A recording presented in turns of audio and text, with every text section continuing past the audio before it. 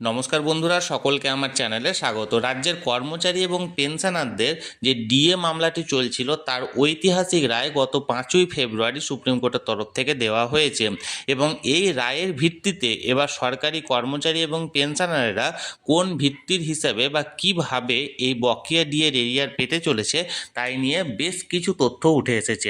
আমরা সকল কিছুই বিস্তারিতভাবে জেনে নেব। তার আগে বলি, ভিডিওটি অত্যন্ত গুরুত্বপূর্ণ, তাই প্রথম থেকে শেষ পর্যন্ত অবশ্যই ধৈর্য সহকারে দেখবেন এবং ভালো লেগে থাকলে অবশ্যই একটি লাইক করবেন এবং সকলের সঙ্গে শেয়ার করবেন। আর সাথে চ্যানেলে প্রথমবার হলে অবশ্যই চ্যানেলটিকে সাবস্ক্রাইব করে নিতে ভুলবেন না। তাহলে চলুন আমরা বিস্তারিত জেনে নিই। আপনারা অনেকেই জিজ্ঞাসা করছেন, বিশেষ করে অবসরপ্রাপ্ত কর্মচারী সমাজ, যে মলয়বাবু এবার কি ডিএটা পাবো? কারণ আবার এই যে কমিটি করলো মাননীয় মুখ্যমন্ত্রী, তারা কি আবার করবে? হয়তো ডিএটা না যাতে দিতে হয় সেই কারণে। হ্যাঁ, একটা আমরাও দেখেছি চিফ সেক্রেটারিকে মাথায় রেখে তিনিও 4জন না 5 জনের একটা কমিটি করে দিয়েছে, কিন্তু সেটা তো ভালো হয়েছে একদিকে। দেখুন, আপনারা তো জানেন সর্বোচ্চ আদালত 4 সদস্যের কমিটি করেছে। তার মাথায় আছে সর্বোচ্চ আদালতের অবসরপ্রাপ্ত বিচারপতি, ঝাড়খণ্ড উত্তরাখণ্ডের উচ্চ আদালতের অবসরপ্রাপ্ত 2 বিচারপতি এবং ক্যাগের একজন হাইলি অফিসিয়াল। এই চারজনকে 75% ডিএটা কটা কিস্তিতে কোন তারিখের মধ্যে দিতে হবে সেটা সরকারের সঙ্গে কথা বলে ঠিক করবে।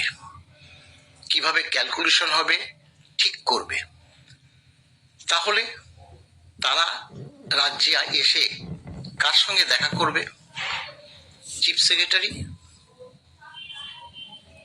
বা ফিনান্স সেক্রেটারির কাছে। এ তো স্বাভাবিক।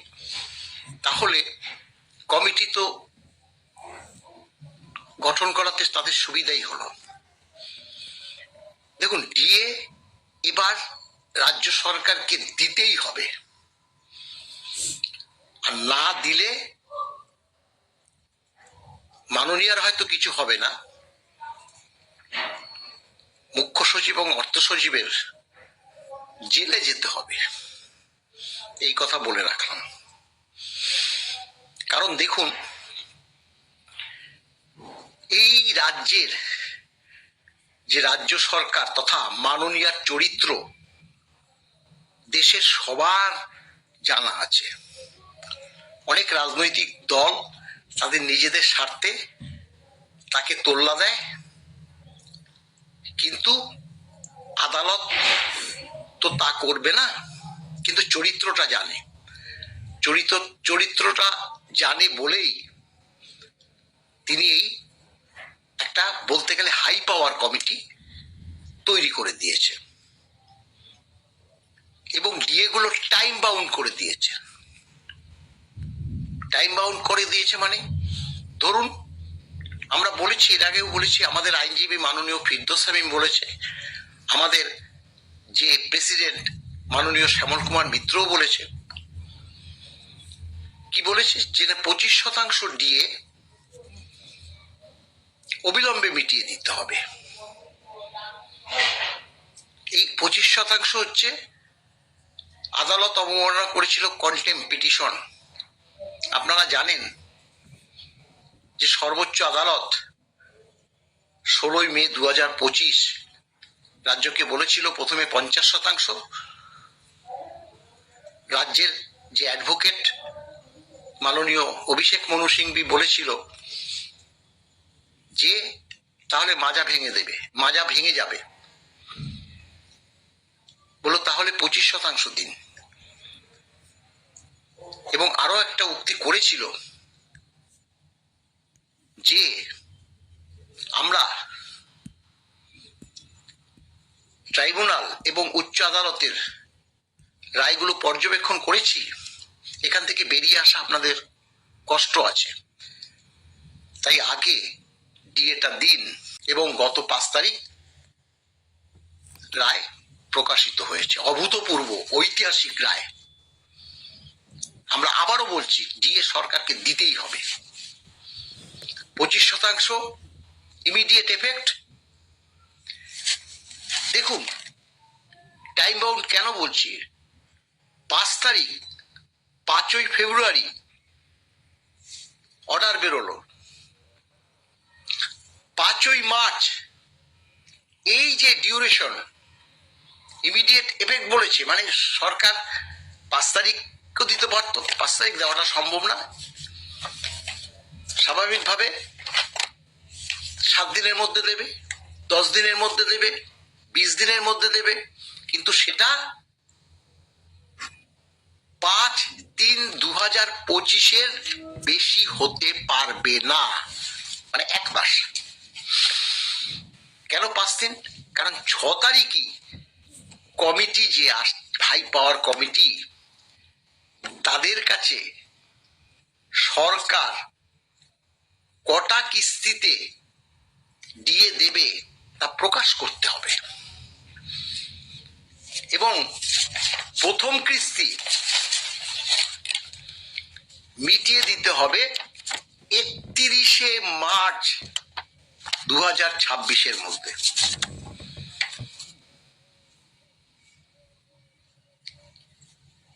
কমিটি, সর্বোচ্চ আদালতের যে কমিটি, তারা ওই 75% জন্যই কিন্তু সরকারের সঙ্গে কথা বলতে আসবে। তাহলে এবার ধরুন 3 কিস্তিতে মিটিয়ে দেবে, তাহলে 25% আমরা পেয়ে গেলাম 5ই মার্চের মধ্যে। 6ই মার্চ বলে দিল যে আর 25% আমরা প্রথম কিস্তি হিসাবে দিচ্ছি, তারপরে 25% দিচ্ছি, তারপরে 25% দিচ্ছি। সরকার কি করবে বা কমিটি কতটা ই করবে সেটা আমরা এখনো জানি না, কিন্তু 75 তো আনতে হবে। সেটা কখনো 20 হতে পারে, 30 হতে পারে, কখনো 40 হতে পারে, বা একবারেই 75 হতে পারে। এবং শুধু যে 25 করে নাও হতে পারে, আমি আপনাদেরকে বোঝাবার জন্য এটা বললাম। তাহলে 6 মার্চ আমরা জেনে যাচ্ছি যে প্রথম কিস্তি কত, তাহলে 25 তো আমরা পেয়ে গেলাম। তার সঙ্গে ফার্স্ট কিস্তি সেটা কবের মধ্যে দিতে হবে? 31শে মার্চ। অর্থাৎ 25-এর সঙ্গে যদি 25 দেয় 50, এই 50% দিয়ে 31 মার্চের মধ্যে সরকারকে দিয়ে দিতে হবে। এইবার সেকেন্ড যেটা বলছি, যে কমপ্লায়েন্স রিপোর্ট, অর্থাৎ এই যে ঘটনাক্রমগুলো ঘটলো, 25% প্রথমে, তারপরে ফার্স্ট ইনস্টলমেন্ট 25 তারিখ, তার যে কমপ্লায়েন্স রিপোর্ট দিতে হবে 15/4/2026 মধ্যে, যে আমরা এই করেছি, এই দেব, এই এতটা দিয়ে দিয়েছি। আর 2 কিস্তি বাকি আছে, সেই 2 কিস্তি দিতে হবে 15ই মে 2026, তার আগের দিন। তাহলে বন্ধুরা, অন্যতম মামলাকারী সংগঠন কনফেডারেশন অফ স্টেট গভর্নমেন্ট এমপ্লয়িজের সাধারণ সম্পাদক মলয় মুখোপাধ্যায় মহাশয় বকেয়া ডিএ সরকারকে কি ভিত্তিতে বা কি রেশিও হারে প্রদান করতে হবে তাই নিয়ে গুরুত্বপূর্ণ তথ্য যেটি আলোচনা করেছিলেন, সেটি সরাসরি আমি আপনাদের সঙ্গে শেয়ার করলাম। এই নিয়ে যদি আপনাদের কোনো কিছু মন্তব্য থাকে অবশ্যই কমেন্ট করুন, আর ভিডিওটি ভালো লেগে থাকলে অবশ্যই একটি লাইক করুন এবং সকলের সঙ্গে শেয়ার করুন। আর সেই সাথে চ্যানেলে প্রথমবার হলে অবশ্যই চ্যানেলটিকে সাবস্ক্রাইব করে রাখুন। ধন্যবাদ, দেখা হচ্ছে পরের ভিডিওতে।